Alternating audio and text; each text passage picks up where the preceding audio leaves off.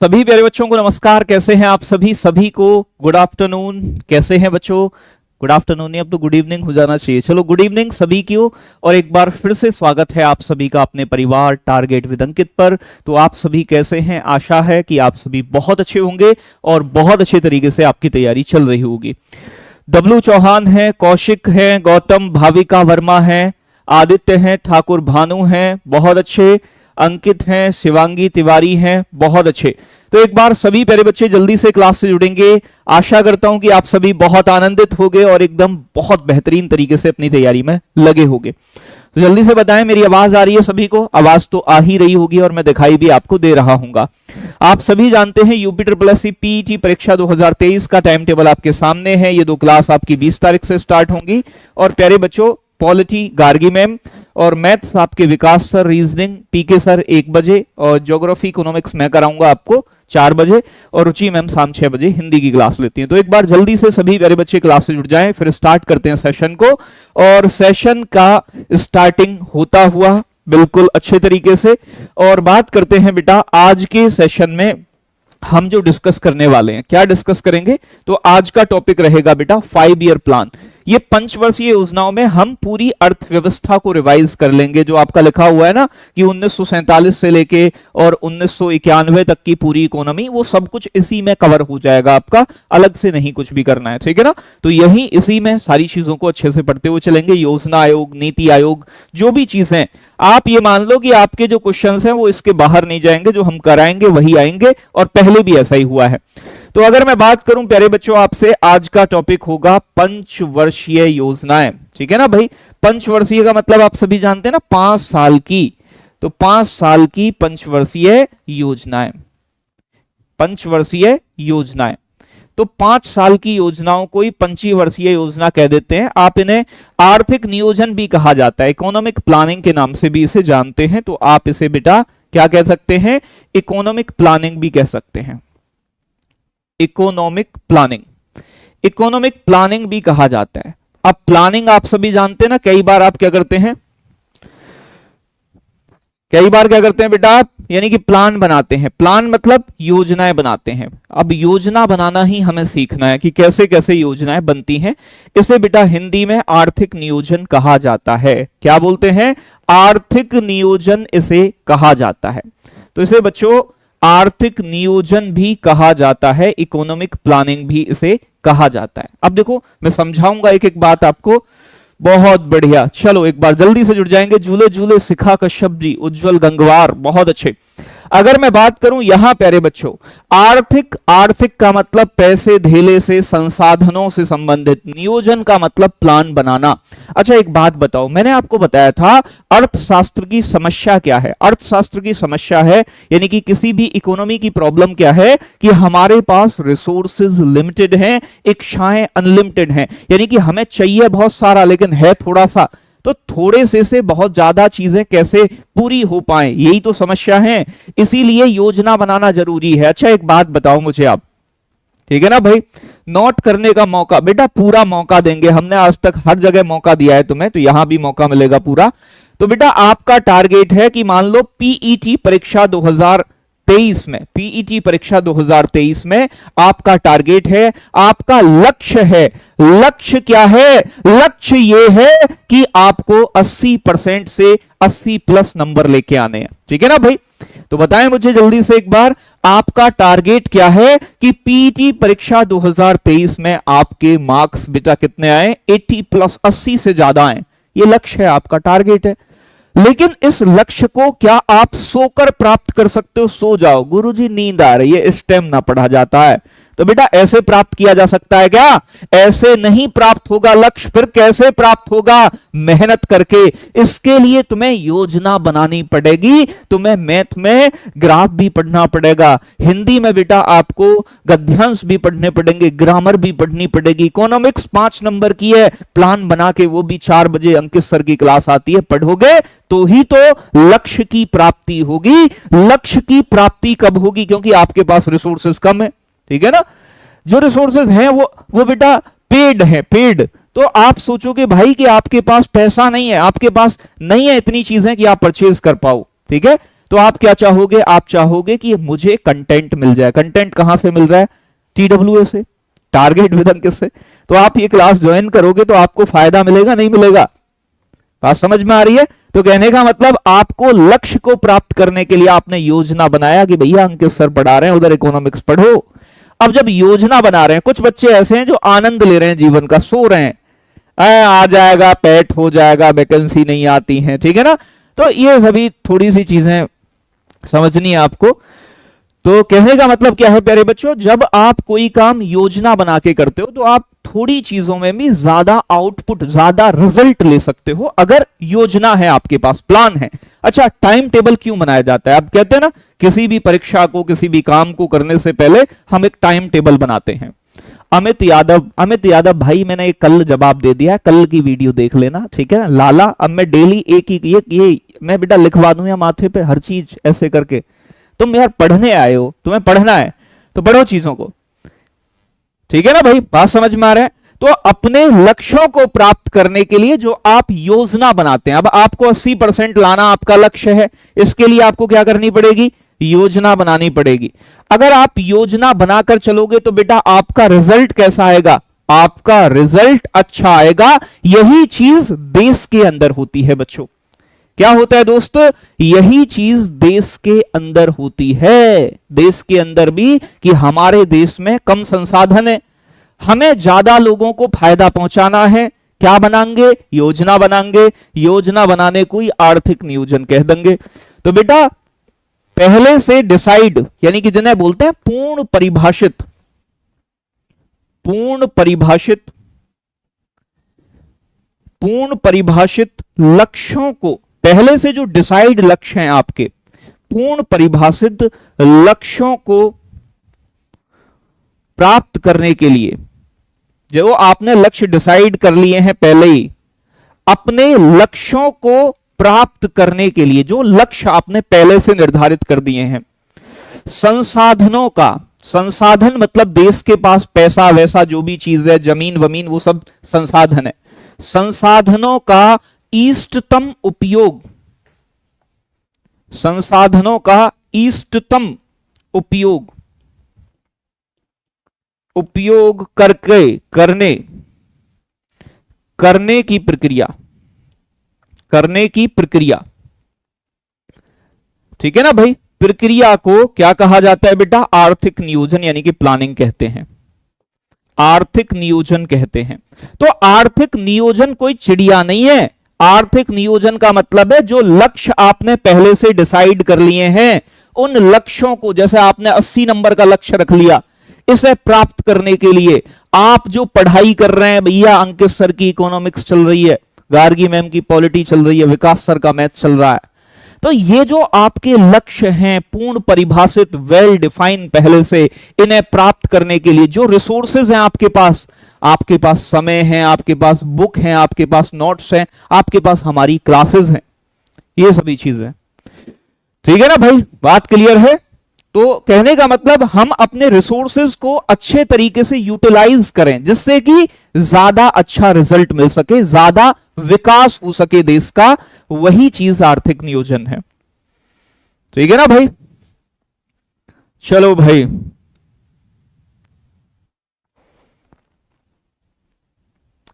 देखो भाई, ऐसा कबूतर भी बना दूंगा मैं, उड़ा दूंगा। देखो जिसे पढ़ना है वो पढ़ो, नहीं पढ़ना है बिल्कुल आप मत पढ़ो, कोई ऐसी जोर जबरदस्ती नहीं है, लेकिन फालतू की बातें मत करो यार। मैं आपसे कह रहा हूं, आप आए हो पढ़ने, आप टीचर को डिस्ट्रैक्ट करते हो। मेरा काम पढ़ाने का है, आपका पढ़ने का है। मैं पढ़ा रहा हूं, आप पढ़िए। मैं आपसे कुछ मांग नहीं रहा हूं, आपसे कह रहा हूं कि अगर आपको लगता है कि मैं अच्छा पढ़ाता हूं, मैं आपका, मेरी पढ़ाई गई चीजें आपके समझ में आती हैं, तो आप मुझे जुड़ सकते हो, मुझे सपोर्ट कर सकते हो, बस इतनी चीज बोलिए। लेकिन यार वो RWA क्यों छोड़ दिया? अरे भाई कारण होते हैं हर चीज के पीछे। अब जरूरी नहीं है कि वो हर चीज आपको बताई जाए, या हर चीज को आके, भाई अलग अलग प्रकार के टीचर है, मैं उस तरीके का नहीं हूं कि किसी के विषय में कुछ भी आके, ठीक है कारण थे कुछ, बस नहीं बन पाई बात। क्या पूरे जीवन आप किसी के साथ रह सकते हैं, किसी एक ही ऑर्गेनाइजेशन में? नहीं रह सकते हैं भाई, कई कारण बन जाते हैं कि आपको चीजों से अलग होना पड़ता है। बस मैं आपसे इतना कह रहा हूं। तो फिर क्यों ऐसे कर रहे हो आप सभी? नहीं लेकिन इन्हें तो जानना है। अरे दोस्त, मैं हर दिन यही थोड़ी ना बताऊंगा कि यार बात खत्म करो, पता चल गई तुम्हें, बहुत अच्छी बात है दोस्त, यार हद हो गई है। अबे भाई मैं ना तो मैंने सीखा कभी वो सभी चीजें करना, मैं रोऊं यहां आके, नहीं मैं तो बहुत दुखी हूं। अरे ठीक है यार, मेरे में कुछ होगा तो मैं आपको पढ़ाऊंगा, मैं सिखाऊंगा, कोशिश करूंगा, हर की चीजें समझे। ऐसे भी टीचर हैं लेकिन वो मुझसे नहीं होता है भाई, ना मैं कर पाऊंगा, तो मेरी चीजों को समझो आप, जो मैं कह रहा हूं, ठीक है ना। तो चीजों को समझने का प्रयास करना है। अब देखो इधर देखो, आगे बात करते हैं। अगर मैं बात करूं प्यारे बच्चों आपसे, जो आर्थिक नियोजन स्टार्ट किया है, स्टार्टिंग किसने की, योजना बनाने शुरुआत किसने की, आर्थिक नियोजन की शुरुआत, जल्दी से आंसर करोगे मेरे साथ अगर आपको पता है। पढ़ाई में जितनी एनर्जी आप फालतू की चीजों में लगाते हो, उतनी अगर पढ़ाई में लगाई जाए, और मैं भी इन चीजों का जवाब देने में लगाऊं या फिर तुम्हें पढ़ाने में, तो मेरा मानना है कि अगर मैं ज्यादा एनर्जी यहां तुम्हें पढ़ाने में लगाऊंगा, वो ज्यादा बेस्ट है, तुम्हें कुछ अच्छा मिल पाएगा। ठीक है ना बच्चों। आर्थिक नियोजन की शुरुआत, आर्थिक नियोजन की शुरुआत,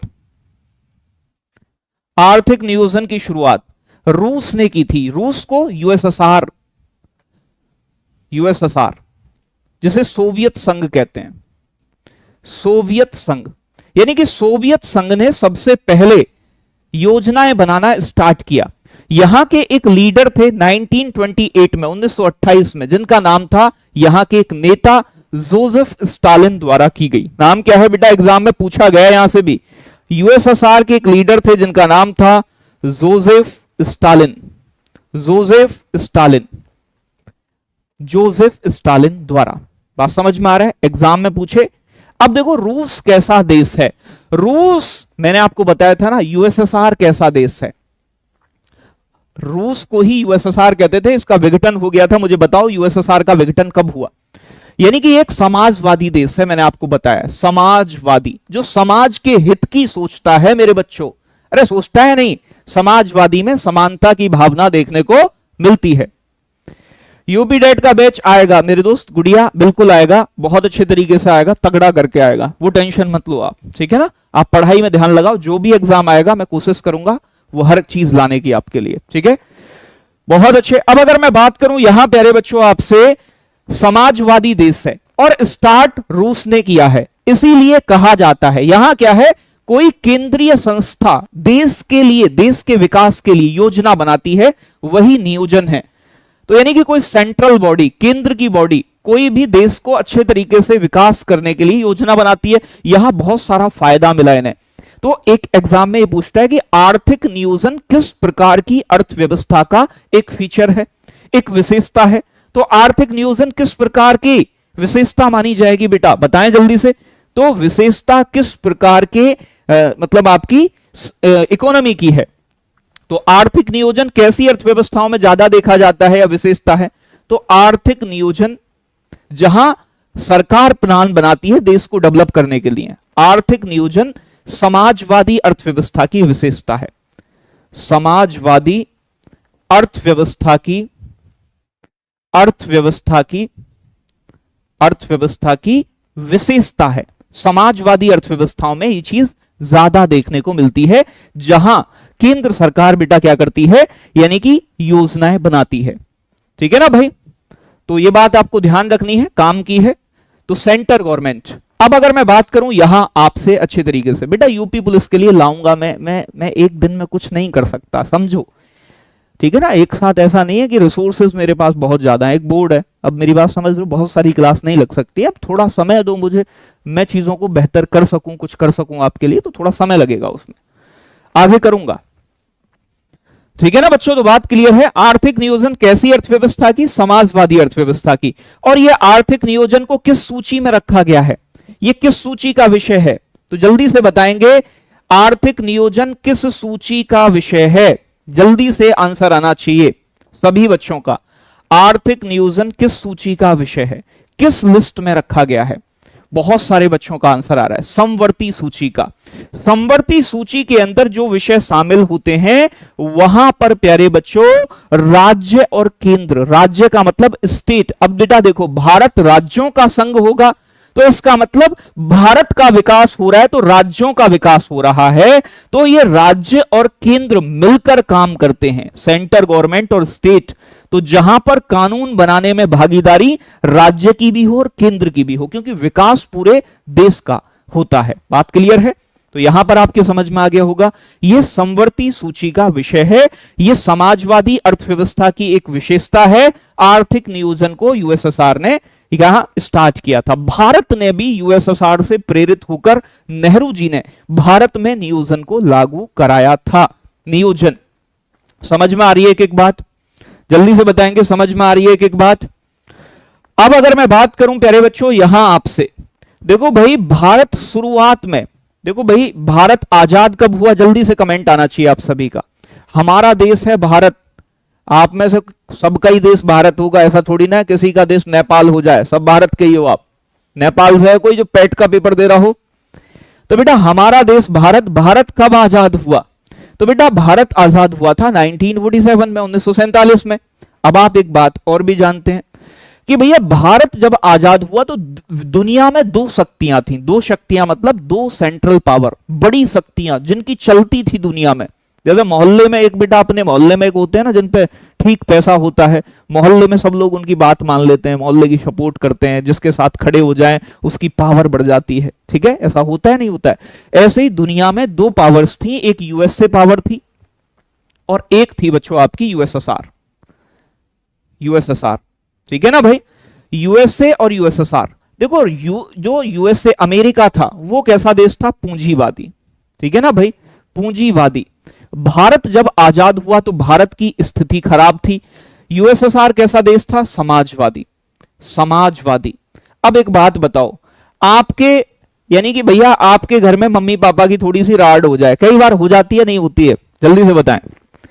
घर में थोड़ी बहुत कभी कभी लड़ाई हो जाती है आपके मम्मी पापा में, नाक नुकस थोड़ी सी, मम्मी कभी कई बार गुस्सा हो जाए पापा से, मैं ना बना रही खाना आज, जो करना करो, तुम सुनते ही नहीं हो मेरी। ठीक है ना भाई? तो कहने का मतलब क्या है बच्चों, यहां बात ध्यान से समझनी है। पूंजीवादी मतलब यूएसए। अब देखो भारत आजाद हुआ, अब देखो आपके साथ क्या समस्या। अगर आप मम्मी के पक्ष में बोले मम्मी चुप हो जाओ, तो फिर मम्मी कहती है हाँ, पापा से तो अपने से एक बार भी नहीं कहते, मुझे ही चुप करवा दो, हैं मैं काम वाली बाई समझ ली हूं, पापा से कुछ कहो। अपनी मम्मी को नहीं देखता है कितनी बोलती है, तो ऐसी समस्या में घिर जाते हैं। तो भारत भी ऐसी समस्या में ही था कि भारत कौन सी वाली इकोनॉमी को अपनाए, पूंजीवादी को या समाजवादी को। आप सभी जानते हैं कि स्टार्टिंग में जो पीएम बने थे, प्रधानमंत्री बने थे, वो पंडित जवाहरलाल नेहरू, जवाहरलाल नेहरू। और इनका जो झुकाव था, जवाहरलाल नेहरू, ठीक है ना भाई, इनका जो झुकाव था नेहरू जी का, वो समाजवाद की तरफ ज्यादा था। मेरी बात समझ रहे हो? तो भारत जब आजाद हुआ तो भारत ने समाजवादी की तरफ झुकाव रखा, लेकिन 1956 में 1956 में भारत ने मिश्रित अर्थव्यवस्था को अपना लिया, जो दोनों का मिश्रण थी। मेरी बात समझ रहे हैं? तो भारत ना पूंजीवाद की तरफ गया, भारत ना समाजवाद की तरफ गया। भारत कहा हम ना मम्मी की तरफ बोले ना पापा की तरफ, हम हैं बीच में खड़े हैं, हम हैं न्यूट्रल व्यक्ति। तो भैया हमने दोनों का मिश्रण अपना लिया, पूंजीवाद भी, प्राइवेटाइजेशन भी। हमारे यहां प्राइवेट संस्थाएं काम करती हैं, हमारे यहां सरकार भी काम करती है, दोनों मिलकर काम करते हैं। तो बात आपकी समझ में आ गई होगी। जहां दोनों का मिलजुल कर काम चले वो आपका बच्चों मिश्रित अर्थव्यवस्था। तो भारत ने 1956 में फिर मिश्र झुकाव शुरुआत में समाजवाद की तरफ था, लेकिन 1956 में भारत ने क्या किया? मिश्रित अर्थव्यवस्था को अपनाया। मिश्रित अर्थव्यवस्था को अपनाया। तो यहां तक भी कोई दिक्कत नहीं होगी। एक एक बात समझ में आनी चाहिए आपको, ठीक है ना? मेरी जो लैंग्वेज होती है इकोनॉमिक्स में वो भी ऐसी होती है कि आप अगर कोई बच्चा पहली बार भी पढ़ रहा है तो वो बिल्कुल समझ जाएगा अच्छे तरीके से। ठीक है ना भाई? बात समझ में आ रहा है? बेटा उत्तम चतुर्वेदी पढ़ लो, मान जाओ, नहीं तो बहुत कूटेंगे तुम्हें, कबूतरी बना देंगे आज तुम्हारा। तो समझ में आ रहा है? अब देखो इधर समझो, नेहरू जी ने, अब आप जानते हो कि जब भारत ने भी रूस से, अब एक बात बताओ, आपके पड़ोस वाला कोई यूपीएसआई में लग जाए, आप क्या कहोगे? भैया एक बात तो बताओ, कैसे कैसे पढ़े तुम, यूं तो बता दो, किस तरीके का अपनाया, कौन सी योजना थी तुम्हारी जो तुम्हारा पेपर निकल गया? ठीक है ना? कभी ऐसा भी गए हो, कभी उसके पास जो 8-7 बार फेल हो गया, उससे जाकर पूछियो कान में तुमने, भैया जी अपनी योजना बताओ कि कैसे तुम फेल हुए थे। नहीं, फेलियर से कोई नहीं पूछता है कि तुम कैसे फेल हुए, लेकिन जो बेटा पास हो जाता है, एग्जाम निकाल देता है, जिसका रिजल्ट आ जाता है, उससे सब पूछते हैं कि भैया कैसे पास हुए हो, तरीका तो बता दो। अरे होता है नहीं होता है, वही वाला मामला। ठीक है ना, पहली बार पढ़ रहे हैं इकोनॉमिक्स, कोई दिक्कत नहीं है, जीवन में बहुत सारे काम बेटा पहली बार होते हैं। तो भैया यहां भी भारत जब प्रभावित हुआ, भैया यूएसएसआर बहुत डेवलपमेंट कर रहा है, हमें भी बढ़िया लगा। अब हमारे पड़ोस वाला डेवलपमेंट कर रहा है तो हम देखेंगे तो सही भाई कैसे कैसा कैसा काम चल रहा है। बेटा एप्लीकेशन आने में अभी मतलब 1 हफ्ता लग जाएगा, समथिंग समथिंग, ठीक है ना, तो 1 हफ्ते में आएगा एप्लीकेशन। इतने आप target with Ankit Telegram channel को ज्वाइन कर लो, क्लास की सभी हैंड रिटन पीडीएफ वहां क्लास वाइज डाली हुई है, आप चेक कीजिएगा, तो आप वहां से भी लिख सकते हैं, कोई दिक्कत नहीं, सब कुछ फ्री मामला है, सब कुछ मिल रहा है, रिसोर्सेज हैं, कोई दिक्कत नहीं है। आगे बात करें योजना आयोग की, तो भैया अब योजना बनाने के लिए कोई तो होना चाहिए जो योजना बनाएगा, कोई संस्था ऐसी, कोई ऑर्गेनाइजेशन। तो योजना आयोग की स्थापना की बात चली, क्योंकि हमने रूस से योजना के कॉन्सेप्ट को उठाया।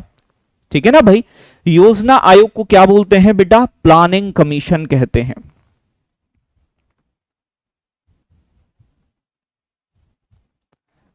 ठीक है ना भाई, क्या बोलते हैं, प्लानिंग कमीशन बोलते हैं। प्लानिंग कमीशन की स्थापना होती है, प्लानिंग कमीशन आता है। प्लानिंग कमीशन की स्थापना जो हुई वो केसी नियोगी की अध्यक्षता में एक समिति बनी थी, एक बोर्ड बना था, उसकी सिफारिश पर कि भारत में योजना बनाने के लिए, योजना कौन बनाएगा, कोई आदमी नेहरू जी थोड़ी ठाली बैठे हैं इतने, तो कोई ना कोई बेटा एक ऐसे कमीशन होगा जो योजना बनाएगा। तो ध्यान रखना है, अगर मैं बात करूं यहां आपसे बच्चों, केसी नियोगी, केसी नियोगी, केसी नियोगी, ठीक है ना भाई, केसी नियोगी समिति की,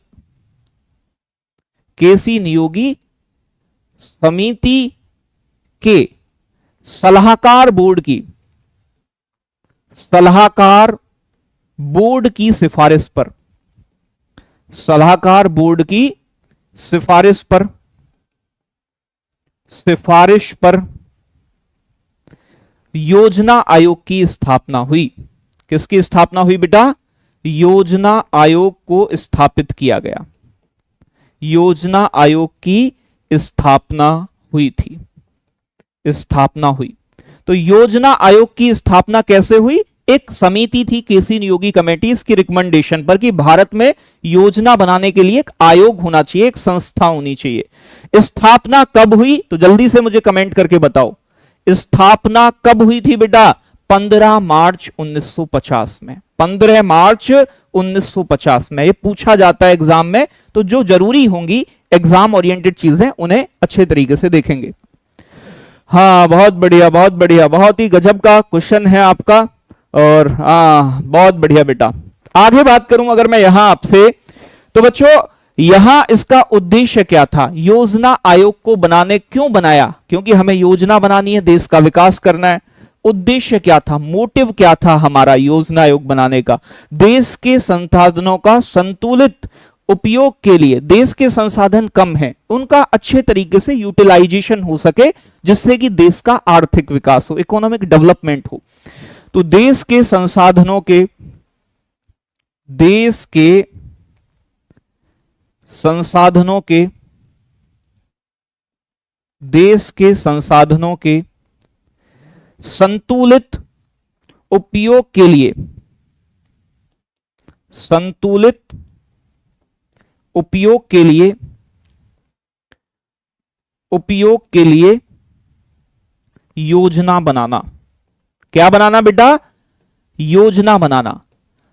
यानी कि हमारे पास जो रिसोर्सेज हैं वो लिमिटेड हैं, ठीक है ना भाई, देश के जो संसाधन है वो लिमिटेड है, उनके बैलेंस करते हुए उन्हें अच्छे तरीके से यूज कर सकें, इसलिए योजना बनाना, जिससे देश का आर्थिक विकास हो सके।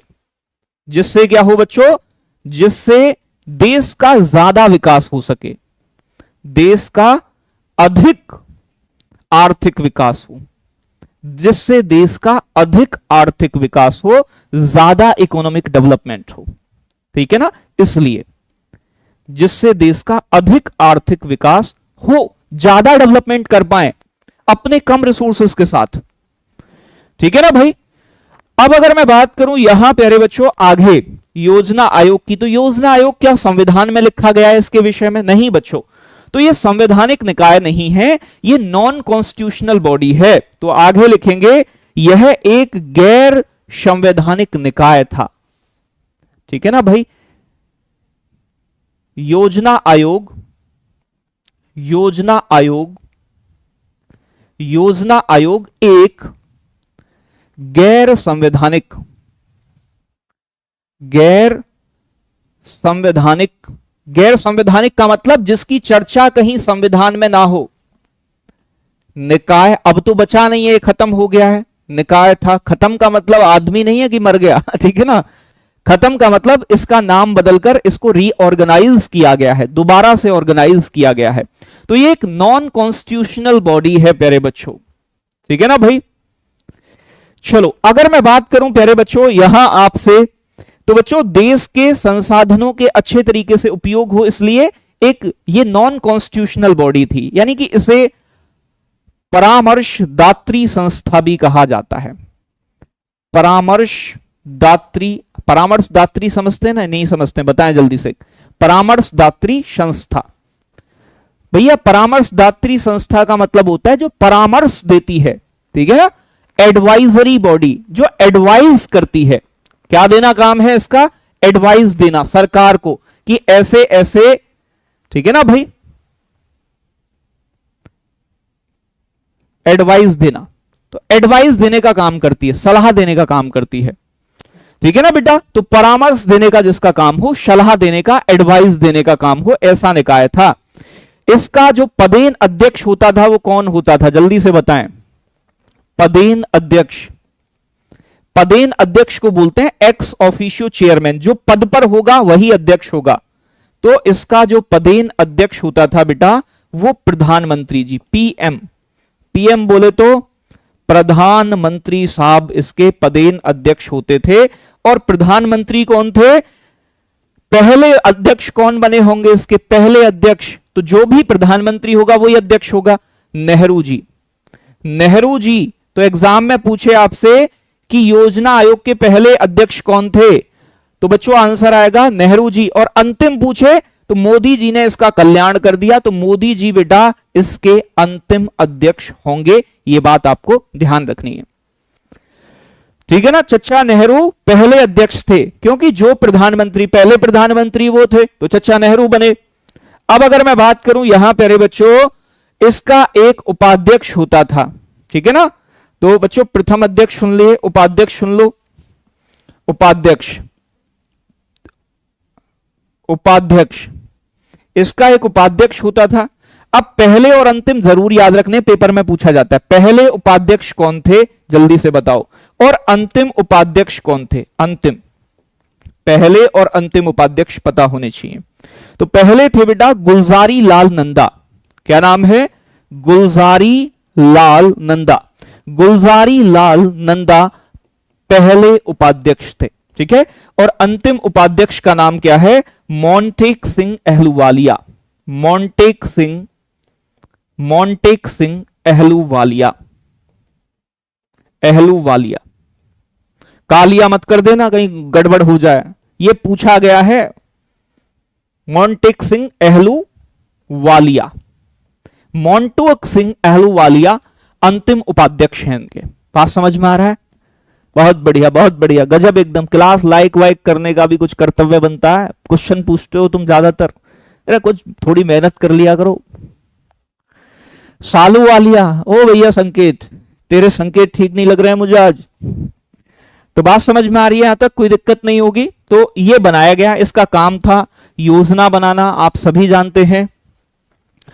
अब अगर मैं बात करूं यहां प्यारे बच्चों आपसे, अब देखो ये योजना आयोग का कल्याण कर दिया मोदी जी ने, अब बन गया है नीति आयोग। कौन बन गए हैं? नीति आयोग साहब बन गए।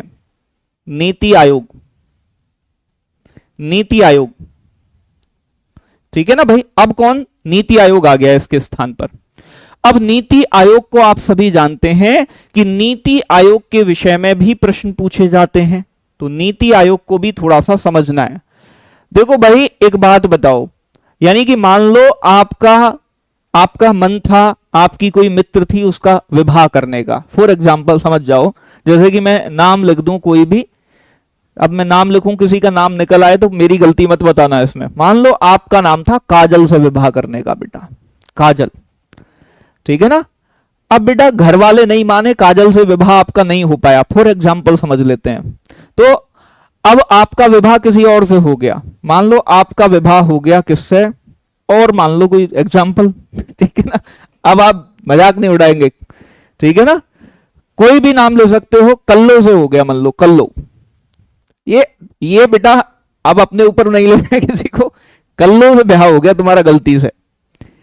अब एक बात बताओ बेटा, आपकी शादी होनी थी, आपकी इच्छा थी काजल से ब्याह हो, लेकिन बेटा हो नहीं पाया, गड़बड़ हो गई कुछ, तो आपने क्या काम किया, आपने बेटा कल्लो का नाम ही काजल रख लिया। क्या रख लिया, कल्लो का नाम ही काजल रख लिया। काम तो बेटा जो काजल कर रही है वही कल्लो करेगी, समझ लो, खाना वाना बनाएगी तो सारी चीजें चलेगी। तो ये वाला मामला समझ लो। देखो है क्या, इसका भी नाम परिवर्तन कर दिया है, कुछ स्ट्रक्चर बदल दिया है। मान लो कि इसमें जैसे कि कल्लो पे ही थोड़ा सा फेस वॉश वगैरह यूज करवा के, क्रीम व्रीम लगवा के वो सही बना दिया है, तो वो चीजें सेम है, ऐसे ही कोई अलग से नहीं है। भूगोल की क्लास बेटा जल्दी स्टार्ट करने वाला हूं, तो यहां थोड़ी सी चीजें ध्यान से समझनी है, ठीक है ना भाई। अब अगर मैं यहां बात करूं बेटा नीति आयोग, नीति आयोग का पूरा नाम क्या होता है, एग्जाम में पूछ लेता है आपसे, तो नीति आयोग का फुल फॉर्म क्या है, full form national institution for transforming India. क्या है बच्चों, national institution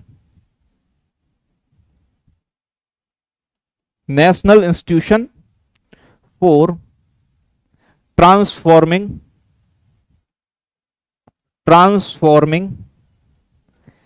India. National institution for transforming India इसका पूर्ण नाम है, पूरा नाम है। बात क्लियर है, हंसने का नहीं है।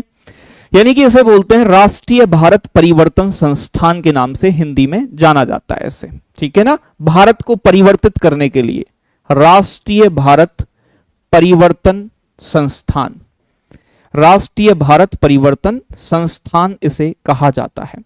देखो भाई इसका भी यही मान लो कि जैसे योजना आयोग पे फेस वॉश लगा दिया हो, बस बाकी और कुछ नहीं है। अब मोदी जी ने क्या कहा, अब कांग्रेस चलती आ रही थी इतने समय से, और भी पार्टियों की सरकार बनी, सब कुछ चीजें ठीक चल रही थी। देखो एक चीज और ध्यान रखना है, अगर कोई संवैधानिक निकाय है, कॉन्स्टिट्यूशनल बॉडी है, जैसे यूपीएससी है, संघ लोक सेवा आयोग, ठीक है ना, तो जिसका चुनाव आयोग है, इलेक्शन कमीशन, जिसकी चर्चा संविधान में की गई है, उसमें बदलाव करना आसान नहीं है, क्योंकि उसके लिए पूरा एक प्रोसीजर होता है, अमेंडमेंट करने पड़ते हैं, संविधान में संशोधन होता है। जिसका उल्लेख संविधान में नहीं है उसमें आसानी से बदलाव किया जा सकता है मेरे दोस्त, ये बात आपको ध्यान रखनी है, ठीक है ना भाई। अब अगर मैं बात करूं प्यारे बच्चों यहां आपसे कि ये जो मामला है पूरा, ये जो मामला है यहां मोदी जी ने इसे बदल दिया, क्योंकि भाई तुम्हारा वाला ठीक नहीं काम करता है योजना आयोग, हम जो लेके आएंगे अपना वाला, ये हमारी वाली है, ठीक है, ये बढ़िया काम करेगी, ये आनंद दिलवा देगी जीवन में, ठीक है ना बच्चों। तो ये नीति आयोग की स्थापना हुई। नीति आयोग भी गैर संवैधानिक है, और गैर संवैधानिक है इसीलिए इसमें आसानी से कोई भी परिवर्तन हो सकता है। बच्चों अगर मैं बात करूं 15 अगस्त 2014 में मोदी जी ने लाल किले से ये घोषणा की थी। 15 अगस्त 2014 में मोदी जी द्वारा नीति आयोग की स्थापना की घोषणा की गई। तो घोषणा कब की गई, मोदी जी ने नीति आयोग की स्थापना की, नीति आयोग की स्थापना की घोषणा की, स्थापना की अनाउंसमेंट कर दिया था, घोषणा कर दी थी, ठीक है ना। लेकिन प्यारे बच्चों नीति आयोग की स्थापना कब हुई ये पूछे आपसे पेपर में, तो नीति आयोग की स्थापना जल्दी से कमेंट करके बताओ, हर बच्चे को पता होना चाहिए नीति आयोग की स्थापना कब हुई।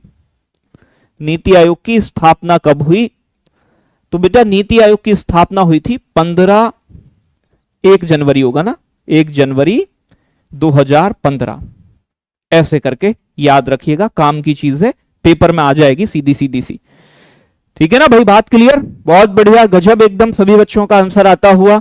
National institution for transforming India इसका पूरा नाम है, और इसकी स्थापना 1 जनवरी 2015 में नरेंद्र मोदी जी द्वारा की गई। अब आगे बात करूं बेटा, यह भी एक सलाहकार निकाय है। सलाहकार का मतलब परामर्श देने वाली संस्था। तो नीति आयोग भी योजना आयोग की तरह क्या है, यह एक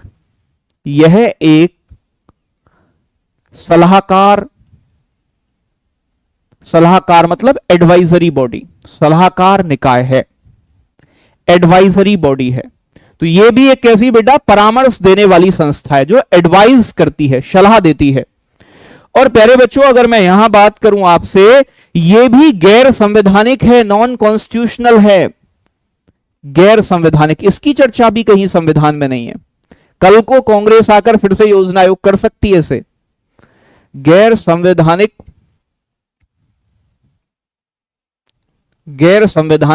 निकाय है, नॉन कॉन्स्टिट्यूशनल बॉडी है। समझ में आ रही है बातें? एक बार मुझे ये तो बता दिया करो गुरुजी, क्लियर है नहीं है? ये सरकार के थिंक टैंक के रूप में काम करता है। कैसे काम करता है बेटा? थिंक टैंक के रूप में। तो पूछता है किस तरीके से काम करता है? सरकार के थिंक टैंक के रूप में, थिंक टैंक के रूप में काम करता है। ठीक है ना भाई? कैसे काम करता है बेटा? सरकार के थिंक टैंक के रूप में कार्य करता है। थिंक का मतलब होता है सोचना, सोचकर क्या योजना है विकास के लिए सरकार को बताता है। ठीक है ना भाई?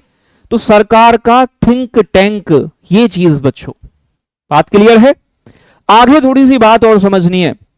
यहां बेटा एक चीज और ध्यान देने वाली है कि बच्चों इसका संरचना क्या होती है, स्ट्रक्चर क्या होता है। तो नेक्स्ट आता है नीति आयोग की संरचना, स्ट्रक्चर क्या है? नीति आयोग की संरचना क्या है? नीति आयोग की संरचना क्या है, स्ट्रक्चर क्या है? ठीक है ना? यह भी थोड़ा सा देखना है कैसे कैसे बनता है। तो बेटा इसमें भी जो पदेन अध्यक्ष होता है, पदेन अध्यक्ष, पदेन अध्यक्ष का मतलब जो पद पर होगा वही अध्यक्ष होगा। कौन होंगे? पीएम, प्रधानमंत्री जी ही इसके पदेन अध्यक्ष होते हैं। बात क्लियर हो रही है? बहुत बढ़िया। देखो बार बार कॉपी पेस्ट मत किया करो। अब देखो यहां ध्यान से समझना है बेटा, नहीं तो बेटा कल्लो से ब्याह होना फिर तुम्हारा, अगर नहीं पढ़ोगे तो। इसमें ऐसा कोई नहीं है, मैं रंग से कोई भेदभाव नहीं करता, मैं गोरा नहीं हूं, जस्ट ये मजाक की बात है। और गुस्सा नहीं करना है कहीं पूछो गुरु जी का, काले गोरे का भेद नहीं, हर दिल से हमारा नाता है। ठीक है ना? तो काला गोरा होना एक अलग मुद्दा है, बाकी सभी चीजें। हाँ, करंट अफेयर्स के लिए प्लान चल रहा है, जल्दी ही करंट अफेयर्स के लिए टीचर्स आपके, लेकिन थोड़ा टाइम, 1 हफ्ते का समय लग जाएगा, पूरी करा दूंगा, मैराथन द्वारा करा दूंगा। आप निश्चिंत रहें, टॉपिक वाइज, बिल्कुल परेशान मत होइएगा। ठीक है ना भाई? तो पदेन अध्यक्ष कौन होते हैं? पीएम साहब होते हैं बेटा पदेन अध्यक्ष, प्रधानमंत्री जी। अब बेटा जब से ये बना है तब से नरेंद्र मोदी जी बेटा तभी से प्रधानमंत्री हैं, तो कोई भी इसके अध्यक्ष नहीं बदले गए हैं। एक होता है बेटा उपाध्यक्ष, इसका उपाध्यक्ष। तो भाई उपाध्यक्ष भी इसके एक होते हैं। पहले उपाध्यक्ष कौन थे मुझे जल्दी से बताएं? पहले 3 बन चुके हैं अब तक। ठीक है ना भाई? पहले, दूसरे और तीसरे। तो पहले वाले कौन थे फर्स्ट नंबर पे? तो पहले थे अरविंद पनगड़िया। तो पूछा जा सकता है, इसलिए मैं सारे लिख रहा हूं क्योंकि ये टॉपिक सीधा सीधा सा दिया गया है आपका। अरविंद पनगड़िया, अरविंद पनगड़िया भाई साहब। इसके बाद नंबर 2 पर जो बने वो थे आपके राजीव कुमार। कौन बने थे बच्चों? राजीव कुमार। और फिर इसके बाद जो बने प्यारे बच्चों तीसरे नंबर पर जो वर्तमान है, तो वर्तमान वाले भी पूछे जा सकते हैं जो कि करंट में है, सुमन बैरी। नाम इनका सुमन बैरी है। बैरी का मतलब बेटा दुश्मन होता है। एक मैं बैरी, एक तू बैरी और एक सुमन बैरी। ठीक है ना भाई?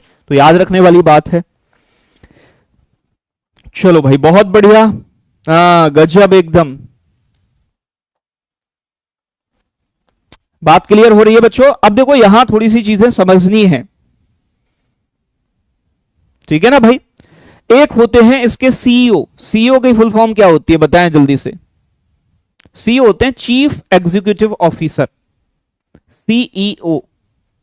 सीईओ को बोलते हैं मुख्य कार्यकारी अधिकारी। क्या कहा जाता है बच्चों? मुख्य कार्यकारी अधिकारी, मुख्य कार्यकारी अधिकारी जिसे बोलते हैं चीफ एग्जीक्यूटिव ऑफिसर, मुख्य कार्यकारी अधिकारी बेटा। अब अगर मैं बात करूं यहां मुख्य कार्यकारी अधिकारी की, तो पहले कौन थे बेटा? सिंधु श्री खुल्लर,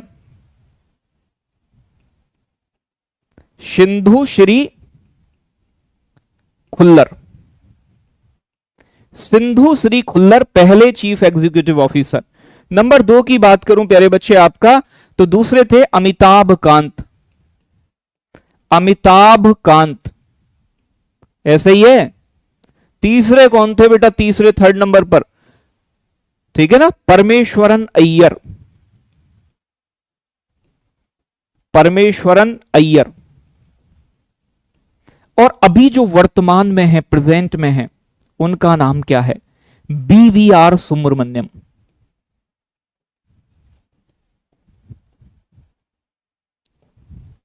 देखो भाई, एक तो ये वाला जरूर ध्यान रखना और एक पहला वाला जरूर ध्यान रखना, पूछा जा सकता है, तो बिल्कुल भी परेशान ना हो, ठीक है ना भाई। बेटा देखो, दिल्ली पुलिस का मामला थोड़ा सा अलग है, पेट के सिलेबस लिमिटेड है। मैं अभी जो एक बैच लेके आ रहा हूं, योद्धा बैच, जीडी के लिए है बेसिकली। ये यूपी पुलिस की जीके कवर कराएगा आपकी, दिल्ली पुलिस की जीके कवर कराएगा आपकी, और एसएससी जीडी की भी जीके कवर कराएगा। 2 अक्टूबर से फ्री क्लासेस होंगी, डिटेल में, गहराई में। और बेटा नए टीचर देखने को मिलेंगे खतरनाक वाले आपको उसमें, ठीक है ना, जीके के, ठीक है। तो आप उस बैच से एक बार जीके कर लीजिएगा। और जीके ये तो देखो पैट के लिए स्पेशल है, लिमिटेड टॉपिक है इसमें, मैं वहां डिटेल में गहराई के साथ चीजों को आपको दिखाऊंगा, ठीक है ना भाई, बात क्लियर है। अरे भाई क्यों परेशान है सुरोही मेरे दोस्त, अभी मेरे पास खुद ही कुछ नहीं है, मैं तुझे क्या ही दूं। तो यहां बात समझ में आ गई, मुख्य कार्यकारी अधिकारी। अब अगर मैं बात करूं प्यारे बच्चों इससे अलग बच्चों, यहां पर आपको ध्यान रखना है, एनडीसी होता है एक। देखो तो योजना आयोग का काम अब नीति आयोग कर रहा है, ठीक है ना। यहां अंतर इतना आया है योजना आयोग में और नीति आयोग में, कि नीति आयोग में राज्यों के मुख्यमंत्री भी इसके सदस्य होते हैं, कुछ इसके पूर्णकालिक सदस्य होते हैं, ठीक है ना, जो फुल टेन्योर होते हैं, ठीक है ना। वो चीजें ठीक है, यहीं तक काफी है हमारे लिए जरूरी, जो हमारे पेपर के लायक है। फिर मैं बात करूं आपका एनडीसी के लिए, एनडीसी जिसे कहा जाता है नेशनल डेवलपमेंट काउंसिल। क्या बोलते हैं बेटा? National development council, national development council, ठीक है ना। यह भी एक संस्था है जिसे कहा जाता है राष्ट्रीय विकास परिषद, राष्ट्रीय विकास परिषद, राष्ट्रीय विकास परिषद, जिसे एनडीसी नेशनल डेवलपमेंट काउंसिल बोलते हैं। बात क्लियर है? थैंक यू सीनू गुड़िया, ये सभी तुम्हारा ही प्रेम है, नहीं तो तुम्हारे बिना तो क्या है जीवन में। चलो आगे भी देखो, मैं तुमसे ज्यादा कोई विशेष बात तो नहीं कहूंगा, लेकिन आप जहां भी कहोगे और मैं जिस लायक भी होऊंगा, और आपको जब भी सपोर्ट की मेरी जरूरत पड़ेगी, तो मैं भी आपके साथ हमेशा खड़ा मिलूंगा, इतनी बात मैं आपसे कह सकता हूं, ठीक है ना। चलो अब देखो यहां ध्यान से समझना है, एनडीसी को बोलते हैं राष्ट्रीय विकास परिषद, नेशनल डेवलपमेंट काउंसिल। देखो नीति आयोग जो प्लान बनाता है, या पहले जो योजना आयोग प्लान बनाता था, वो ठीक है, सभी राज्यों का बराबर संतुलित विकास कर रहे हैं नहीं कर रहे हैं, ये सभी चीजें चेक करना राष्ट्रीय विकास परिषद का काम था। राष्ट्रीय विकास परिषद की स्थापना कब हुई, यह भी पेपर में पूछ लिया जाता है। तो इसकी स्थापना प्यारे बच्चों कब हुई थी? 6 अगस्त 1952 में, 6 अगस्त 1952 में, 1952 में। देखो भाई अगर मैं बात करूं इसके कौन होते हैं, इसका पदेन अध्यक्ष कौन होता है, तो इसका पदेन अध्यक्ष भी प्रधानमंत्री होता है, पीएम, ठीक है ना। तो अब मोदी जी होंगे, पहले वाले नेहरू जी होंगे, सिंपल सी बात है। अब अगर मैं बात करूं प्यारे बच्चों इसकी संरचना क्या है, काम क्या है इसका काम है नीति आयोग जो योजना बनाता है उन्हें चेक करना कि भैया सभी राज्यों का ऐसा तो नहीं है किसी राज्य का कम विकास हो रहा हो, किसी का ज्यादा हो रहा हो, योजना ठीक बनी है नहीं बनी है, ये सारी चीजें। बात समझ में आ रहा है? तो मैं आपसे क्या कह रहा हूं प्यारे बच्चों, यहां आपसे नीति आयोग द्वारा तैयार योजनाओं को अंतिम अनुमोदन देना, अंतिम रूप से पास करना, इसी का काम है। नीति आयोग द्वारा नीति आयोग द्वारा जो तैयार की गई योजना है वो ठीक है नहीं है, तैयार योजनाओं को, नीति आयोग द्वारा तैयार योजनाओं को अनुमोदन देना, पास करना। अगर बेटा कोई कमी लगेगी तो कहेगा भैया अभी ठीक करो, इसे ठीक नहीं है, सभी राज्यों का विकास नहीं कर रही है, ठीक है ना। इस तरीके से सभी राज्यों के चीफ मिनिस्टर भी इसके सदस्य होते हैं, पीएम भी इसका सदस्य होता है, ठीक है ना, और राज्यों के मुख्यमंत्री भी इसके सदस्य होते हैं। राज्यों के और यूनियन टेरिटरीज के जो भी सीएम होंगे, मुख्यमंत्री होंगे, और कैबिनेट मिनिस्टर भी इसके सदस्य होते हैं। बात क्लियर है? तो ये मामला है। थैंक यू दीपिका गुड़िया, थैंक यू, सभी को थैंक यू है, बहुत सारा थैंक यू है, तहे दिल से थैंक यू है। आप जो हैं तो हम हैं। चलो बहुत बढ़िया, बताएंगे एक बार। और लाइक वाइक क्लास ब्लास शेयर वेयर स्टेटस पिटेटस पे बेटा लगा दिया करो अपने आप ही। अब बात करूं बेटा भारत में योजनाओं का इतिहास क्या रहा है, भारत में इतिहास क्या रहा है, हिस्ट्री क्या रही है। कल से योजनाएं स्टार्ट होंगी, ये बड़ा टॉपिक है लेकिन पेपर में नंबर देता है, ये बात ध्यान रख के जाना है, क्योंकि पूरी इतिहास से लेके हम सब कुछ कवर करेंगे। तो भैया क्या इतिहास रहा है, हिस्ट्री क्या रही है। तो भारत में नियोजन की, योजना बनाने की सर्वप्रथम बात किसने की? भारत में, जल्दी से आंसर करो, भारत में नियोजन की, नियोजन का मतलब प्लानिंग, भारत में नियोजन की बात, भारत में नियोजन की बात सर्वप्रथम किसने कही, पहली बार किसने कही? जल्दी से आंसर करो। तो भारत में हम भी अपने देश में योजनाएं बनाएंगे, ऐसी बात कौन कर रहा था?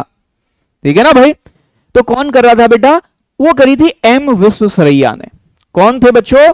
M Visvesvaraya, M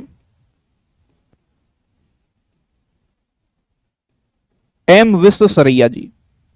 M Visvesvaraya जी ने पहली बार ये बात कही हमारे देश में कि हमारे देश को भी योजनाएं बनानी चाहिए। और एम विश्वेश्वरैया ने अपनी एक किताब लिखी थी, पूछ लेता है एग्जाम में, इसमें अपनी बात कही। और उनकी किताब का नाम क्या था बेटा? The planned economy for India, the planned economy, the planned economy for India. The planned economy for India नामक पुस्तक में एम विश्वेश्वरैया ने पहली बार यह बात कही। कब बच्चों? 1934 में पब्लिश हुई थी एक किताब, 1934 में पहली बार, कि हमारे देश के लिए भी योजनाएं, केवल बात चल रही है।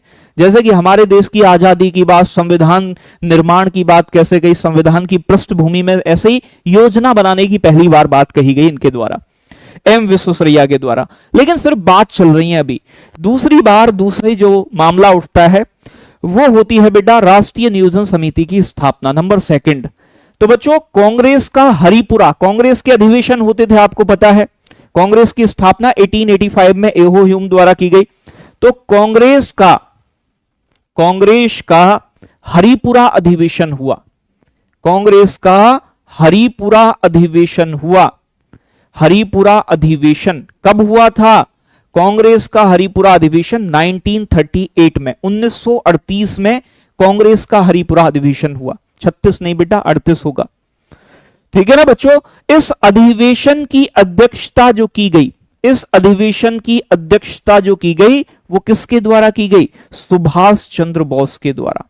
इस अधिवेशन की, कांग्रेस की, सुभाष चंद्र बोस ने इसकी अध्यक्षता की थी। बात समझ में आ रहा है?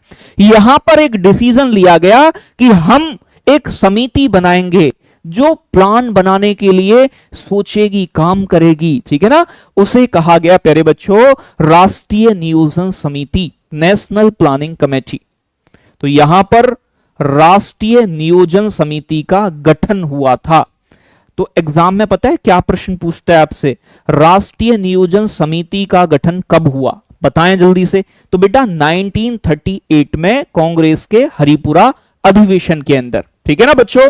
और प्यारे बच्चों इसके जो कौन बने थे, इसके जो अध्यक्ष बनाए गए, इस समिति के अध्यक्ष, वो थे पंडित जवाहरलाल नेहरू। कौन बने थे बच्चों? जवाहरलाल नेहरू जी। पंडित जवाहरलाल नेहरू बेटा इसके क्या बने थे, अध्यक्ष बने थे नियोजन कमेटी के। ठीक है ना भाई, बहुत बढ़िया। समझ में आ रही है बात या नहीं आ रही है? बहुत ही बढ़िया। प्रीति मिश्रा लाली, मैं अलग से मैं कंबाइंड इकोनॉमी पढ़ा दूंगा 2 अक्टूबर से, आप कहोगे तो, लेकिन थोड़ा पेशेंस रखिएगा, ठीक है ना। खूब डिटेल में करवा दूंगा, लेकिन पैट का सिलेबस अलग है, तो ये आप काम तो ये भी चीजें वहां आएंगी, लेकिन मतलब ये लिमिटेड है, ठीक है ना, तो अलग से करा दूंगा, आप कहोगे तो बिल्कुल परेशान मत हो। चलो भाई, बहुत अच्छे। अब देखो यहां थोड़ी सी चीजों को और भी समझना है। इसके बाद क्या कहानी बनती है बेटा, इसके बाद 1944 में ही 1944 में 1944 में मुंबई के 8 उद्योगपति मिलकर एक योजना बनाते हैं, ठीक है ना, 1944 में, जिसे कहा गया, क्या कहा गया, बॉम्बे प्लान के नाम से जाना जाता है। बॉम्बे प्लान, क्या नाम से जाना गया बच्चों, बॉम्बे प्लान, बॉम्बे प्लान जिसे कहा जाता है बॉम्बे प्लान। अब एग्जाम में क्या पूछता है, सीधा सीधा सा, बॉम्बे प्लान किसने, मतलब कब आया, 1944 में। यानी कि ये एक 8 मुंबई के बड़े बड़े उद्योगपति थे, टाटा बिरला, ये मिलके सब ये लेके आए कि भैया ये औद्योगिक क्षेत्र के विकास के लिए एक 15 साल की योजना है, पेश की इन्होंने, वो लागू वागू नहीं हुई है। तो आपको ध्यान रखना है, पेपर में पूछेगा बॉम्बे प्लान कब आया, 1944 में। किसने दिया था ये बच्चे, मुंबई के 8 उद्योगपतियों के द्वारा प्रस्तुत किया गया औद्योगिक क्षेत्र के विकास से संबंधित योजना थी ये। यह मुंबई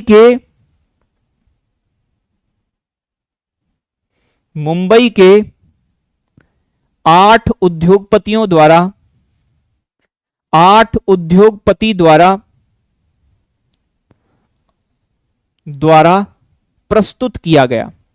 प्रस्तुत का मतलब रखा गया, ये योजना लाई गई, लागू पागू कुछ नहीं हुई, बस ऐसा ही नाम ध्यान रखना है, ठीक है ना भाई। तो मुंबई के 8 उद्योगपतियों ने बॉम्बे प्लान प्रस्तुत किया था 1944 में, ये बात ध्यान रखनी है।